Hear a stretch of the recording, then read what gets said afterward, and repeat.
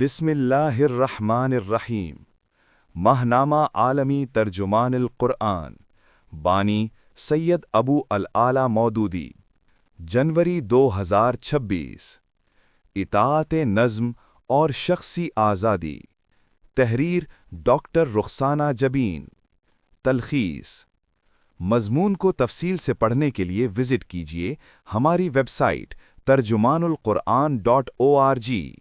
یہ مضمون اسلامی تحریک کی کامیابی میں اطاعت نظم کی مرکزی حیثیت کو واضح کرتا ہے اور اس غلط فہمی کا ازالہ کرتا ہے کہ اطاعت نظم فرد کی آزادی کو سلب کر لیتی ہے۔ مصنفہ کے نزدیک اطاعت نظم محض تنظیمی یا انتظامی اصول نہیں بلکہ ایمان، بندگی اور اجتماعی ذمہ داری کا بنیادی تقاضا ہے، جس کے بغیر کوئی دینی یا دنیاوی تحریک اپنے مقاصد حاصل نہیں کر سکتی۔ مضمون کا آغاز اطاعت کے لغوی اور اصطلاحی مفہوم سے ہوتا ہے۔ لغوی اعتبار سے اطاعت خوش دلی، رضا اور رغبت کے ساتھ حکم ماننے کو کہتے ہیں۔ قرآن مجید میں اطاعت کا تصور جبر یا غلامی نہیں بلکہ رضامندی اور توحیت پر مبنی ہے۔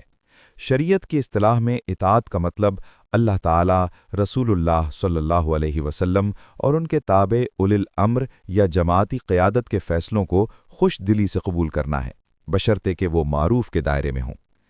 انسانی تاریخ اس حقیقت کی گواہ ہے کہ نظم و ضبط کے بغیر کوئی فوج، ادارہ یا تحریک کامیاب نہیں ہو سکتی، تو پھر اقامت دین جیسی عظیم جد و جہد اطاعت نظم کے بغیر کیسے کامیاب ہو سکتی ہے؟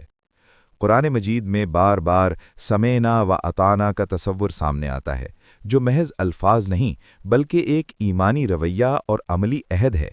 ایمان صرف زبانی اقرار نہیں بلکہ اللہ اور رسول صلی اللہ علیہ وسلم کے احکام کے سامنے اپنی خواہشات کو تابع کرنے کا نام ہے۔ یہی رویہ جماعتی نظم کی بنیاد بنتا ہے۔ جماعت اسلامی کے عہد رکنیت کو بھی اسی قرآنی میثاق کا عملی اظہار قرار دیا گیا ہے، جس میں فرد اپنی ذاتی خواہشات کو جماعتی نظم کے تابع کرنے کا وعدہ کرتا ہے۔ مولانا مودودی رحمۃ اللہ علیہ کے حوالے سے واضح کیا گیا ہے کہ اسلامی تحریک کے پاس عددی یا مادی قوت نہیں ہوتی، اس کی اصل طاقت اخلاق، امانت، دیانت اور مضبوط نظم ہوتی ہے۔ اگر جماعت کا نظم اتنا مضبوط ہو کہ قیادت ایک اشارے پر قوت مجتمع کر سکے، تبھی بڑی طاقتوں کا مقابلہ ممکن ہے۔ اسلامی نقطہ نظر سے معروف میں امیر کی اطاعت دراصل اللہ اور رسول صلی اللہ علیہ وسلم کی اطاعت کا ہی حصہ ہے، اور اطاعت میں کمی دراصل ایمان کی کمزوری کی علامت ہے۔ مضمون میں یہ سوال بھی زیر بحث آتا ہے کہ کیا اطاعت نظم شخصی آزادی کے منافی ہے؟ اس کا جواب یہ دیا گیا ہے کہ حقیقی آزادی خواہشات کی غلامی سے نجات کا نام ہے۔ اطاعت نظم فرد کو انتشار سے بچا کر اس کی صلاحیتوں کو ایک اعلیٰ مقصد کے لیے مجتمع کرتی ہے۔ صحابہ کی جماعت اسی نظم و اطاعت کی بدولت دنیا میں غالب اور آخرت میں کامیاب ہوئی۔ قرآن و سنت سے اطاعت نظم کی اہمیت پر متعدد دلائل پیش کیے گئے ہیں، خصوصاً آیت اطیعوا اللہ و اطیعوا الرسول و اولی الامر منکم اور احادیث نبوی صلی اللہ علیہ وسلم، جن میں امیر کی اطاعت کو رسول صلی اللہ علیہ وسلم کی اطاعت قرار دیا گیا ہے، بشرطے کہ حکم معروف ہو۔ صحابہ کرام رضی اللہ عنہم کی عملی زندگی اطاعت نظم کی روشن مثالوں سے بھری ہوئی ہے، جیسے غزوہ تبوک میں 3 صحابہ کا اجتماعی مقاطعہ اور غزوہ ذات السلاسل میں عمرو بن عاص کی قیادت کے واقعات۔ ان واقعات سے یہ حقیقت واضح ہوتی ہے کہ نظم کی پابندی مشکل ترین حالات میں بھی جماعت کو مضبوط رکھتی ہے۔ غزوہ ذات السلاسل کا واقعہ خاص طور پر اس بات کو واضح کرتا ہے کہ قیادت کے بعض فیصلے بظاہر سخت یا ناقابل فہم لگ سکتے ہیں، مگر وہ مجموعی مصلحت کے تحت ہوتے ہیں۔ سینئر صحابہ کی موجودگی کے باوجود ایک نسبتاً نئے کمانڈر کی اطاعت کرنا اسلامی نظم کی اعلیٰ مثال ہے۔ مضمون میں موجودہ دور کے تناظر میں امت مسلمہ کو درپیش چیلنجز کا ذکر کرتے ہوئے کہا گیا ہے کہ آج فکری، تہذیبی اور عسکری یلغار کے مقابلے کے لیے مضبوط نظم اور اطاعت پہلے سے کہیں زیادہ ضروری ہے۔ اسلامی تحریکوں میں اطاعت کی کمزوری ایک بڑا چیلنج بنتی جا رہی ہے۔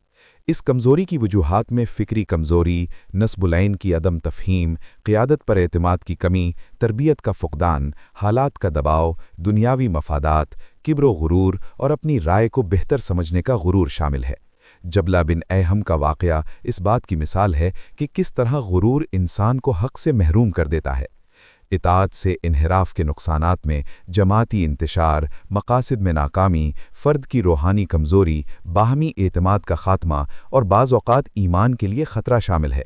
قرآن مجید اختلاف اور نافرمانی کو ناکامی اور قوت کے زوال کا سبب قرار دیتا ہے، جبکہ نجوہ، غیبت اور خفیہ تنقید کو نفاق کی علامات میں شمار کرتا ہے۔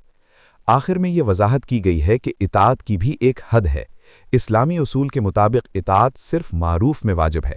اگر قیادت کھلے کفر یا صریح معصیت کا حکم دے تو اطاعت نہ صرف جائز نہیں بلکہ واجب نافرمانی ہے۔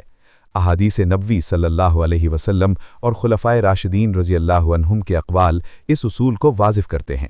مولانا مودودی نے امرائے جماعت کو نصیحت کی ہے کہ وہ تحکم، سختی اور غرور سے بچیں، نرمی، مشاورت اور تربیت کو اپنائیں تاکہ اطاعت خوش دلی سے ہو۔ مجموعی طور پر مضمون اس نتیجے پر پہنچتا ہے کہ اطاعت نظم اسلامی تحریک کی روح، قوت اور کامیابی کی ضمانت ہے۔ یہ اطاعت غلامی نہیں بلکہ شعوری، ایمانی اور اخلاقی نظم ہے جو فرد کو بلند مقصد سے جوڑ کر جماعت کو سیسا پلائی دیوار بنا دیتی ہے۔